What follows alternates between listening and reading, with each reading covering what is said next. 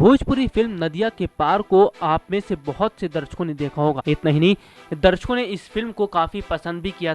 दरअसल हम आपको इस फिल्म के बारे में इसलिए बता रहे हैं क्योंकि फिल्म से जुड़ी बड़ी ही रोचक जानकारी आज हम आपको बताने वाले हैं।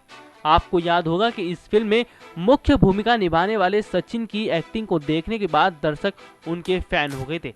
लेकिन क्या आपको पता है कि उन्हीं सचिन की बेटी अब बड़ी हो गई है और उसका नाम श्रेया है। जी हाँ, श्रेया बॉलीवुड फिल्म इंडस्ट्री में एक्टिंग कर रही हैं।